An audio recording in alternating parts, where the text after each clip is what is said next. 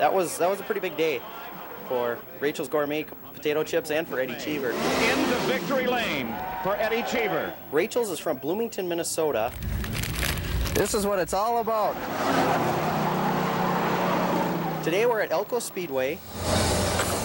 It's about the same size as the Winston Cup cars, except it's a little bit lighter and we run a little bit less horsepower. Well, my name's Josh Vadnais, and right now I'm a college student at the University of Minnesota.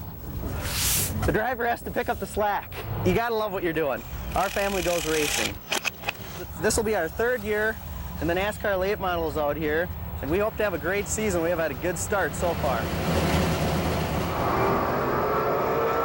NASCAR stock car racing. Hard work, dedication, and success.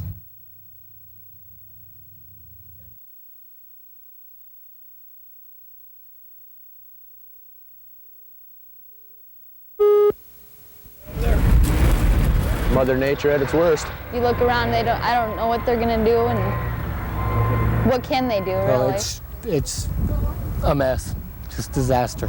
I lost everything. Everything gone. Right now, Spencer, a name on a mangled water tower. No place left to call home, not even a place to pray. It's closest to death I want to be for a long time. The deadly twister swallowed the town in a matter of minutes. It was picking things up, it was throwing it out of the top. No sirens, just a mad dash for the basement. Oh, he was right down there, under that pile of rubbish. You're a good dog, aren't you? Others, like Scott's Yeah, dog Willow here, were stuck outside. He survived. But for the town of Spence, survival is not so certain.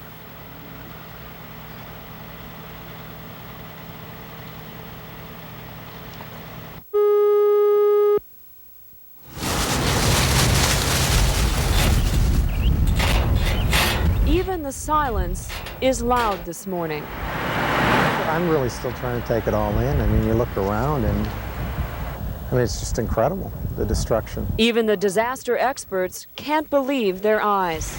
Roll there, residents? Yeah. Okay, you'll need to pull up. Once again, owners had to check in to go home and break the silence. The more they clear away, the more they realize there's not much left to save. Now where do you go? Just don't know. Just don't know what we're gonna do. Well, I got penitentiary inmates in this hand and I got work crews in this hand. What the National Guard and the other helpers are going to do is help the residents take things one day at a time.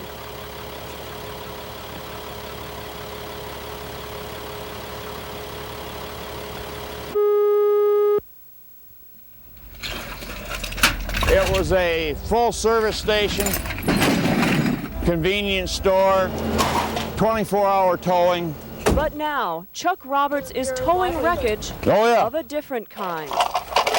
And there's no way you can be insured for all this stuff. The family business for automotive, a tornado, its last customer. 40 years worth of accumulation of stuff gone. To make things worse, I'm also the fire chief. and these were his fire engines. We have no fire station, we have no water. In all reality, we ain't got nothing to fight. Mother Nature doesn't have pity on anybody. And still, the fight goes on. Yes. Inside the store, wife Sam fights to stay busy and fight the worry. Now where do you go? Just don't know. Just don't know what we're gonna do. The only thing they can do, Just keep taking a break, plugging away at it. plugging away at it, is an understatement. It's going to take a lot to get this South Dakota town back on its feet again.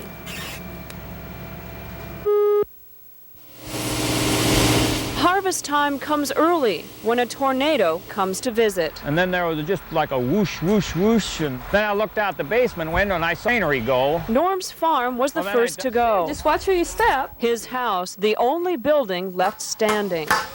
August 11th, 1994, we have some kosher dills. Jars of pickles, the only food left to eat. I don't know, you want some? After the tornado whet its appetite on Norm's farm, it landed here and swallowed up Spencer. Now all the town's citizens and all the federal disaster agencies are trying to put Spencer back together again. We will be providing all those emergency needs. Even American Red Cross President Elizabeth Dole made the journey to comfort survivors and assess the damage. Just total devastation. And you wonder how anyone could survive, really. And we still got the fields. While fields away at Norm's, the harvest of the wreckage begins. In Spencer, South Dakota, Chris Patro, Channel 5 Eyewitness News.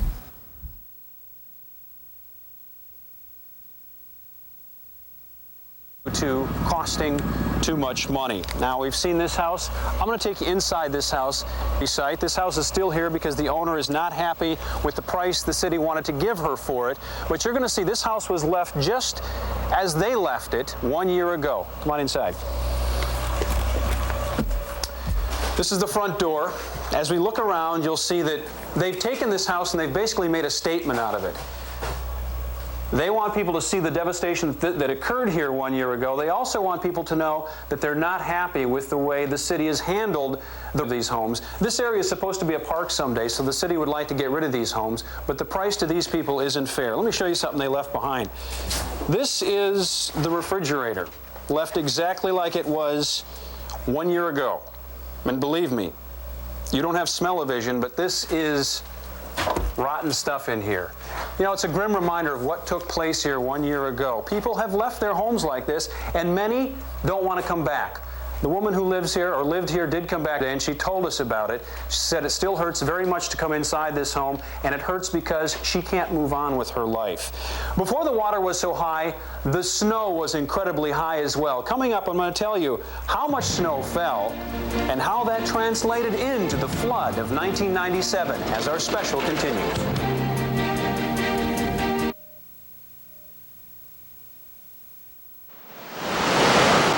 What happened about 4:30 yesterday. 24 hours since the accident, and the physical memories are there. Just amazing with the force of the water and that boat still hanging up there. Old Man River, Mississippi, has a scar in the shape of a capsized boat that is a reminder. A reminder to respect a river that not only runs deep, you gotta respect it, but sometimes runs dangerous. There ain't nobody up here today, they're scared. Bud Ham has been on this river most of his 63 years. Snuff you under. You gotta stay away from that. He has a keen respect for the dam and has never needed to go upstream. I'm not interested in anything up there. Well, it's pretty dangerous. Even on his jet ski, Tom Anderson respects the river, and especially the dam. You never know what the dangers are, all that water coming over the dam area up there, so I just stay away from it. One day and one victim later, this one riverman is not surprised. Oh, I wasn't really surprised. I just thought, oh, crazy people. There was alcohol involved. Right off the bat, they can't think straight. For Bud, it's not just a matter of common sense, but a matter of respect for the river. This is the life on the river. Bigger boat, you just stay on it.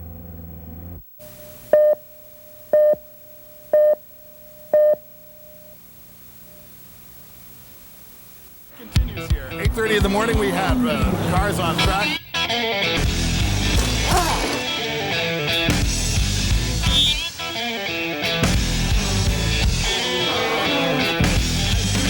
We're racing here in Minneapolis. Pre-race day. Qualifying and practice. Looks good. So it's going to be a little bit of a traffic jam, and we're just trying to figure out some strategy right now. Let's release the cars. Release the cars, please. Okay, here we go. It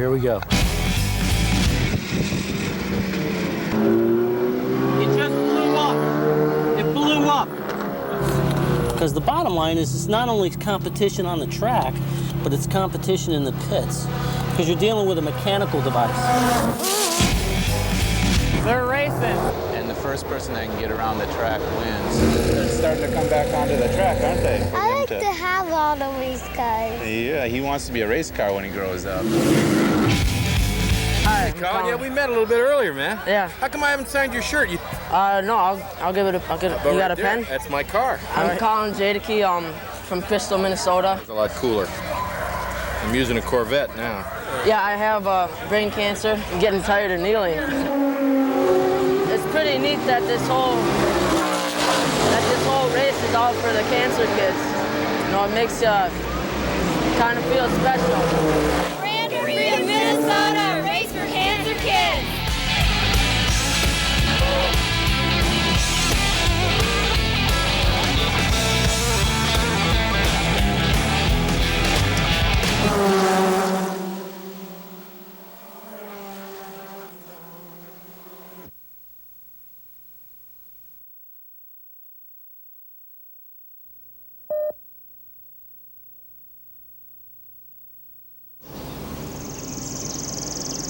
The beauty surrounding Swanies Resort is lost. Drowned by non-stop rain. Just trying to keep the water table.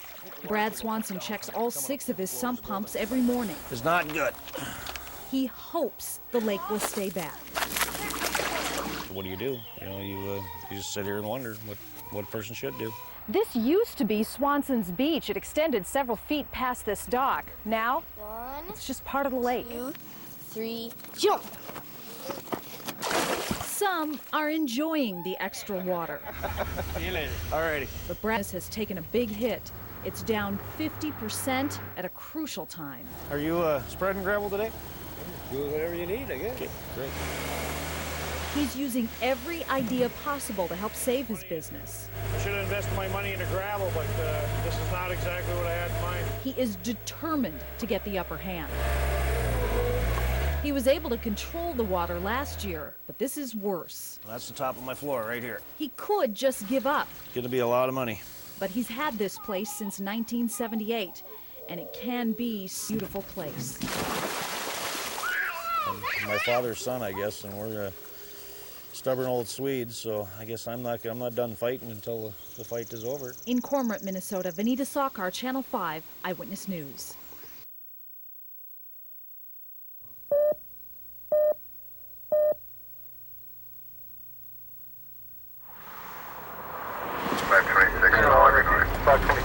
.437 Lieutenant, 1 choking at 1005 Portland Avenue. 1 down.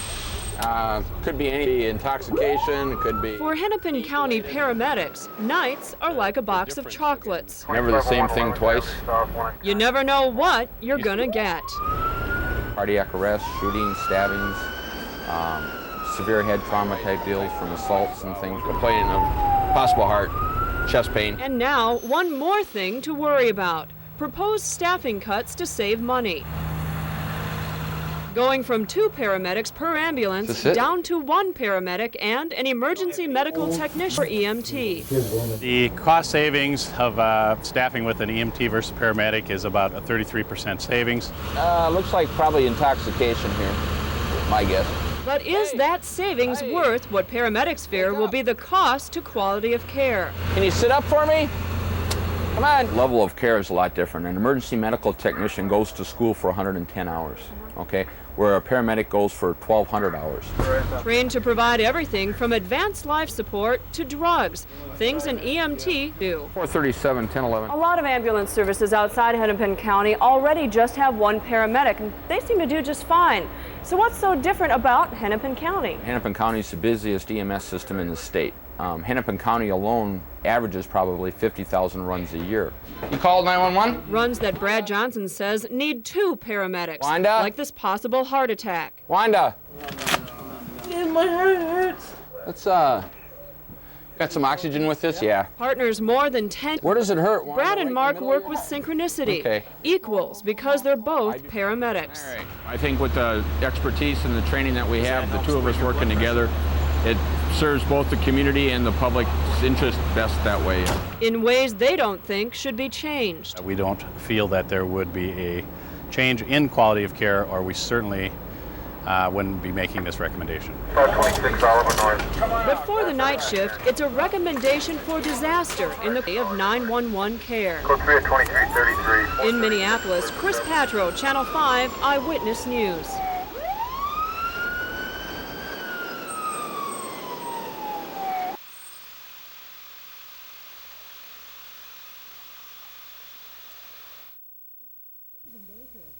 It takes great images to tell great stories. And Channel 5 photojournalists are redefining how to tell a story through compelling pictures. By sweeping regional awards, they're setting the standard coverage in the Twin Cities. I'm Colleen Needles. This commitment to quality storytelling is one of the many reasons I'm excited about joining the Eyewitness News team. You'll see memorable pictures like these every day on Eyewitness News. The same place you'll see me in September.